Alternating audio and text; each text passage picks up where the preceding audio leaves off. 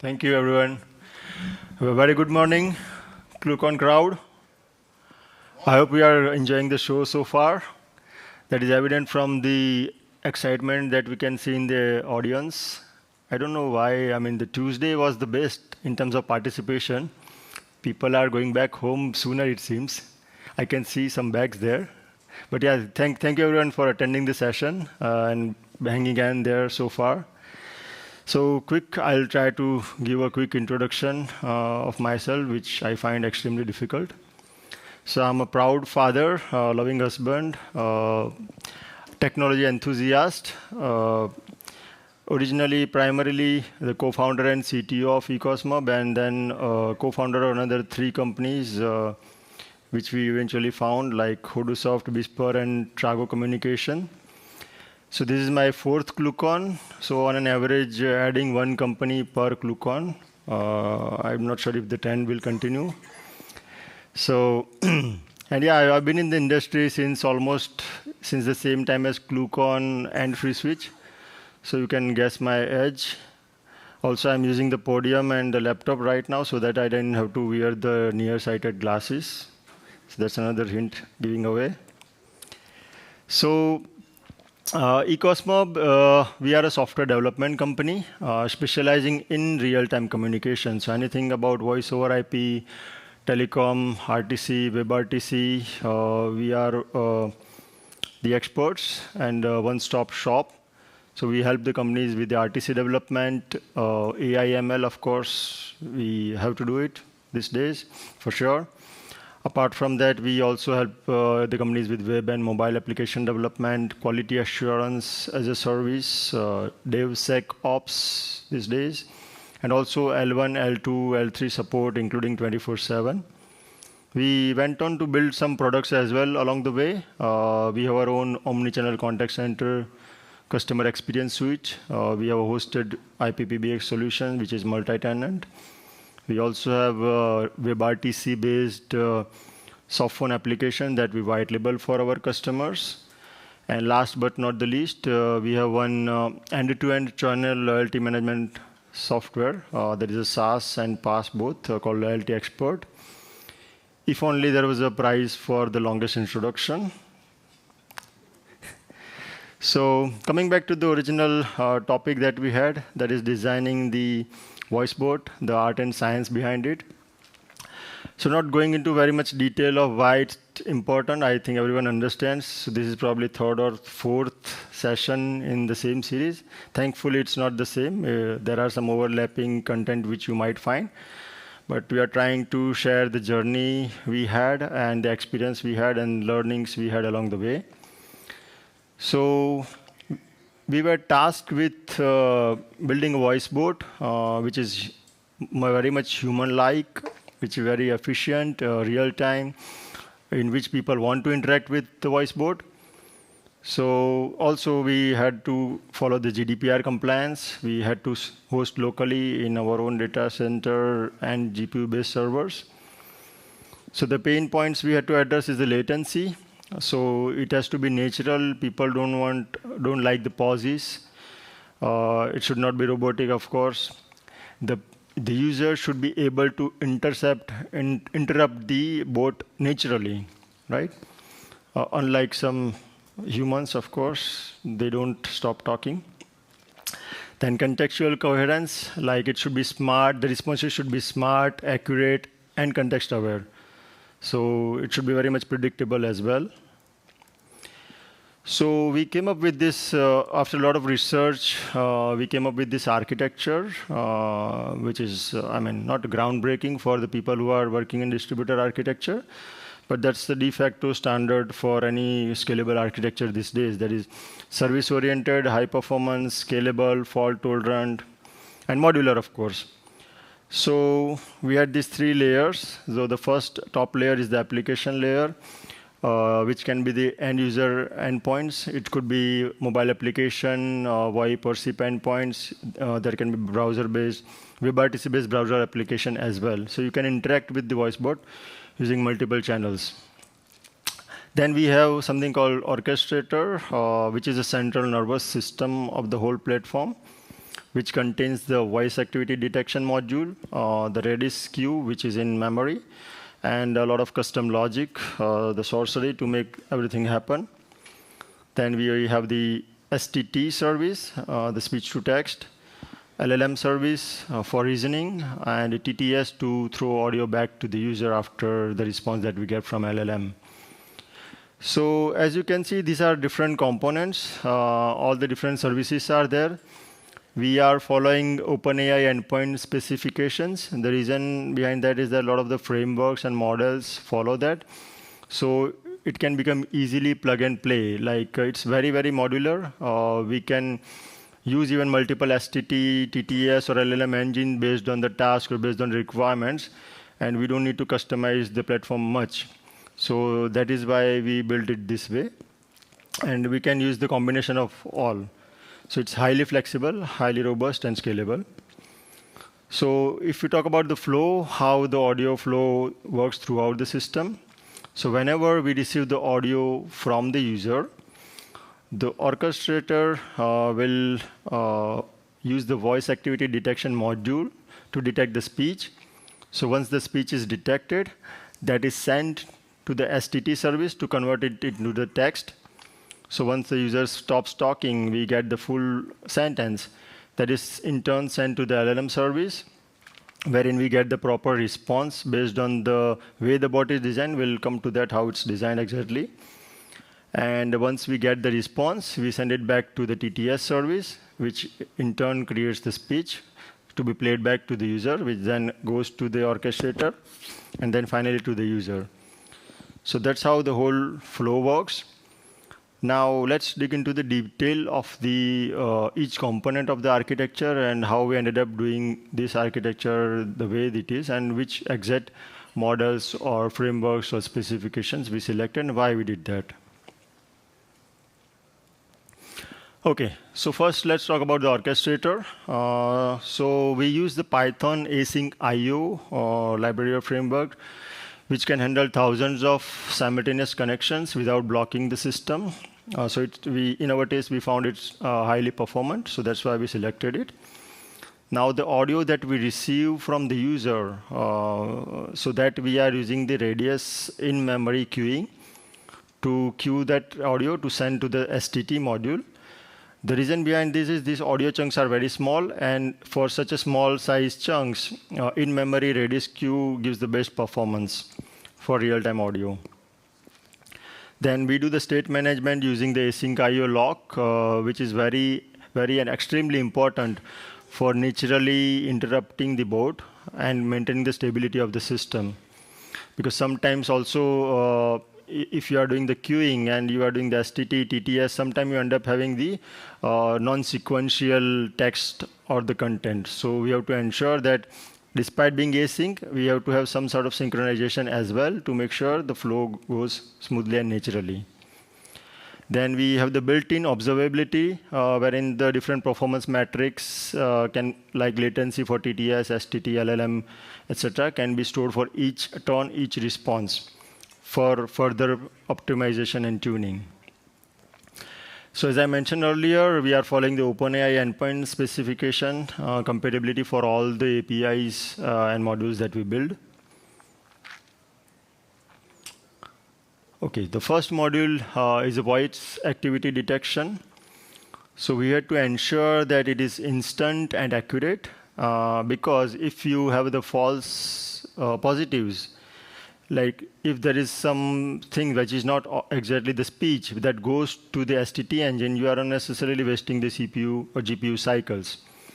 And if the latency is too high in detecting the speech properly, then you are killing the user experience. So we had to strike the balance.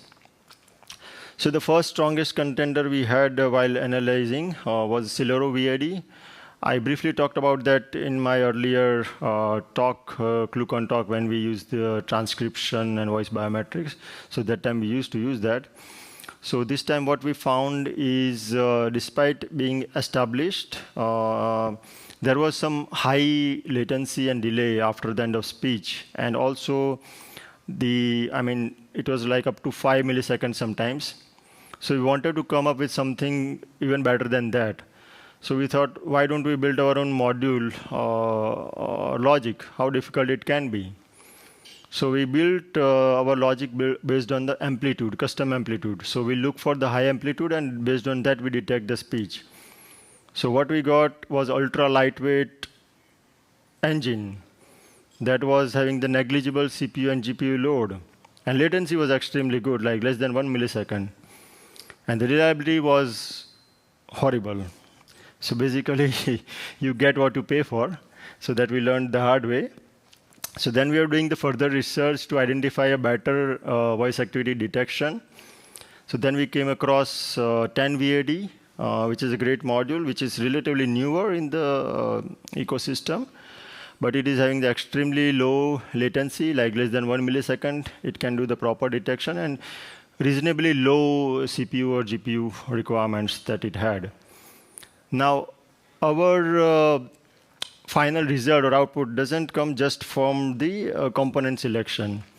So on top of that, we did some further optimization, because this is the first step of the voicebot interaction. So it has to be done right. So on top of the VAD module selection, we did some more custom module. So first, we did the stateful inertia and dynamic thresholding. So here we took a reference from Newton's first law of physics. I'm sure all of you know. So basically, if some user is speaking, so we assume the user is continuing to speak. And if the user is silent, then we assume it is he or she is silent. Now how it works is, let's say if the bot is speaking and the user is listening, so that time the system will be biased towards silence. Okay? Now, if the user wants to interrupt the bot, there has to be a very high threshold of the speech. Then only the bot will be interrupted and user can start speaking. So that is for the first speech also, and also for the barging. So the threshold is very high there. Similarly, if the user is speaking, so that time the system will be biased toward listening. So if the user stops speaking, we are looking for a lower threshold for the speech. So in case there is occasional pauses, like user take a pause for breathing, or so that is not falsely detected, and system doesn't unnecessarily interrupt the user. So that way we are able to interrupt in the best possible way in the system. Okay. Apart from that, we are also doing something called temporal smoothing. So instead of depending on the particular occurrence score, instantaneous score, we are taking a small moving average of the last 5 frames, and then only detecting the speech, so that like occasional spikes don't trigger the false alarms. Apart from that, we also do smart buffering. So all the speech that we received, we store it into the buffer. And as soon as the speech is detected, we prepend that buffer audio to the speech, so that we are not losing the first occurrences of the word, which is also very important. Otherwise, the words will be cut off from the beginning, right? And then lastly, we do the minimum duration filter, which we have for now set to 250 milliseconds. So this is so that like some short noise is there that should not be detected as speech. For example, if user is coughing or sneezing, or there is some occasional noise like that, that should not be detected as speech. So those are the VAD refinements that we have done in the system. Then comes the speech to text. So here we had a big challenge to detect the speech accurately, fast. We were looking for multilingual support, which is very difficult, especially for European languages, right? And we had to ensure that the engine doesn't hallucinate terribly. And also, of course, GDPR compliance. So we had to host the models ourselves. So first, we evaluated industry standard OpenAI Whisper. So what we found is it has high word error rate and not very robust when it comes to hallucinations. So what we see, like if the call is put on hold, then it will throw some Chinese text as well. So even if there is a background noise, then also it can toss the transcription off. So then we come across NVIDIA Canary 1 billion flash model, which we found has a great accuracy for European languages like German, French, Spanish, which has lower word error rate and also very robust. So we ended up selecting that. It also has a caveat.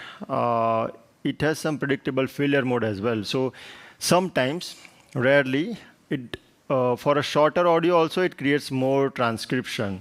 So in a way, it probably hallucinates as well. But that is more predictable, like because we can compare the audio duration with the text length, and then we can remedy or mitigate this risk.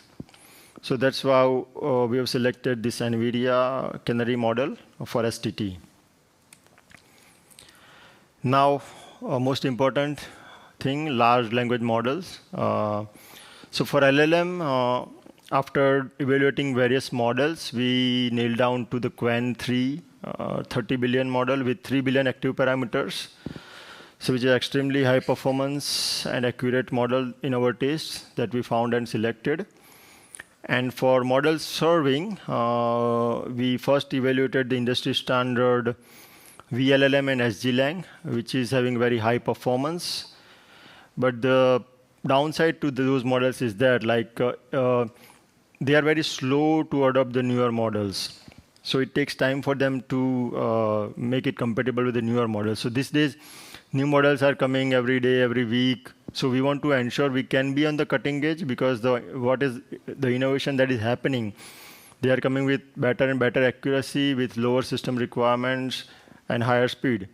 So we want to make sure we can use the cutting edge models. So then we ended up selecting the llama.cpp. So that gives us the strategic agility because newer models are instantly available, sometimes within minutes or hours. And one of the best thing about these models and the framework is that the excellent quantization. They use something called GGUF quantization. So in our test, what we found is if you use large language model, which is larger but quantized, versus the smaller model, but with full precision, you will probably get better accuracy using the larger model and quantize for the same VRAM cost. So anyway, you are using the same resource, so why not get a better accuracy? So that's how we are using the quantized Qwen 3 model. One more thing about GGUF quantization is that instead of static 4-bit or 6-bit or 8-bit quantization, it uses the quantization dynamically. So there are different layers, and depending on the actual content, it will use the higher or lower bitrate for quantization. So we are getting the best performance and size ratio. So it is the most optimal method that we found, and this is what we selected this way. Okay, so once we get the response from LLM, we have to convert it into the speech to play it back to the user. So first we evaluated the high fidelity models to give the best speech to the user. We always want the best usually. So what we found is these models were very highly expressive, which is good, which had vocal nuances as well, much more natural sounding. But the downside is that it had very high latency, right, and very slow for real time. So these models are good for offline voiceover generation or audiobook generation, but not for real time. So we came across Kokoro TTS, which you are probably hearing for 3 to 4 or 5th time in this ClueCon, which is a great TTS model. It has very low latency. I think it's around 72 million or so the size. And it is very highly efficient and fast model. It's less expressive, but it's more naturally sounding as well. So that's best. So what's the point of having the static voice bot? You need to have the tool calling capabilities as well, because you want it to interact with your systems. You want to do the API calls or book the appointments, process the payments, update the CRM or ERP. So the problem is that if we are doing that while user is waiting on the call, there is a very awkward silence, which nobody likes. So how we try to mitigate this is by using the conversational pre-computation. So the orchestrator will generate the filling sentence like, okay, hold on, let me check an appointment for you. Let me check if the slot is available. I'm trying to look up something. At the same time, it sends the text for synthesis, speech synthesis. It will also do the tool calling. So by the time the orchestrator, the system has finished speaking, we get the response from tool calling itself. So it sounds more natural and user doesn't feel like they have waited or there is a latency. So with combining all this concept and putting everything together, I'll do a quick demo. Let me show, first of all, it's a multi-tenant system. I'm sure it's not readable unless you have eagle eyes. But you need to design the boat. You need to give the instructions and set a boat ID or tenant ID, if you will, so that the same system, the same hardware can serve multiple boats of different purposes. So that's how the boat is designed. Now let's do a quick demo and see if we works fine or crash and burn. Hello.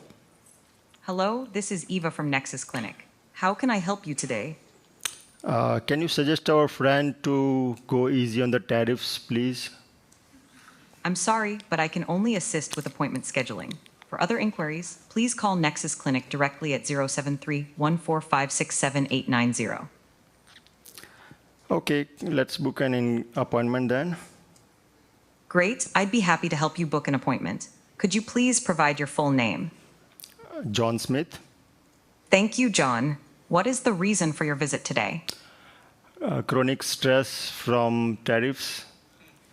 I cannot provide medical advice, but I can help you book an appointment to speak with a doctor. Would you like to proceed with a general consultation? Sure. Let me check the available slots for you. I have available slots for you on August 8th at 10 a.m. Mid next week, please. Let me check the available slots for mid next week for you. I have available slots on August 12th at 10 a.m., 2 p.m., or 4 p.m. Which? I like the last one. Your appointment is confirmed for August 12th at 4 p.m. I will now confirm the details. Your name is John Smith. The reason for your visit is general consultation, and your appointment is on the... Okay, so as you can see, we can naturally interrupt the boat, and we didn't find much of the latency. We also have the statistics here. You can see the latency of different stages like LLM, TTS, time to first response, time to speech, and everything. All the stages have the proper latency parameters, so we can measure. You can see most of the times it is well within the standards that we have seen in the earlier talks. It's less than 700 milliseconds most of the time. At max, it's 1500 milliseconds only. Okay, so these are the kind of results that we achieved. The hardware we tested this on, that's AMD 16-core EPYC CPU, 32 GB RAM, NVIDIA L4 GPU with 24 GB VRAM. So with that, we have the highly scalable, modular, service-oriented architecture for Voicebot. And there are some more things to do. We have future roadmap where we can enhance it further. We can add multi-step workflow orchestration. So instead of single tool call, we should be able to do multiple things, like we can book an appointment after processing the payment and then eventually transferring the call to an agent, right? We can also do RAG integration with live knowledge bases, like it can look up the live news and share more information about tariffs. We also have to set more advanced task guardrails. Most of the many guardrails are there in place. As you might have seen, I tried to deviate the boat, but it doesn't. But it should be even more secure than that. Apart from that, we have to do post-call analysis. So we have to constantly monitor. We can use the sentiment analysis and other techniques to monitor if the user is satisfied interacting with the bot. If they get pissed off or frustrated, then we have to tune the bot to make sure we are giving the best experience to the user. Multi-agent collaboration we can do. For example, if we are adding the bot to the Google Meet, and bot can listen to everyone talking, and someone can ask the question to the bot can answer as well. And possibly bot can invite some other bots, some task-specific expert bots, so that they can help with the particular task at hand. So that is a very interesting possibility. I was going to ask that yesterday in the round table, like if it's a good idea to have single monolithic large language model bot or have the subject matter experts SLM bots. So, and last but not the least, using the unified multimodal STT LLM model. So instead of doing different steps like STT, then LLM, then TTS, if we can have the combination of at least 2 of them, so that can further reduce the latency. So I have put some reference links which we talk about in the presentation. With that, I leave the floor open for any questions if we have time. Thank you. We do have time, Ruchir. And I think we all appreciated the subtle mention of tariffs there, didn't we? Not once, but twice in that presentation. Thank you, Ruchir. There is time for 1 or 2 questions. Is that a stretch or a question? There's a stretch, okay. Let's have a look. David. Yeah, we'll get Sandro getting hooked up Okay. on the laptop if we may, while that's going on. Any questions? Oh, there you go. David's got a question for you, Ruchir. The latency seemed extremely, extremely low. Was that everything running locally, or was that actually still going out and fetching appointment time and stuff like that? What was locally? You mean the appointment Going time? out and getting information and actually seeing the best possible time. Was that just a proof of concept, or was that actually going out and looking at... It's not a production system.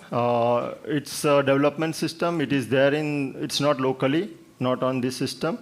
I just did the bridging to have the local host, basically, but it's there somewhere. So despite being in the cloud somewhere, of course, in one physical infrastructure, still we have this good latency. Yeah. That was amazing. Thank you. Thank you, David. One more question. What's going on, Rita? What was that? Okay, you were anticipating. Yes, let's give Ruchir another round of applause as a sponsor as well. Oh, thank you very much, everyone.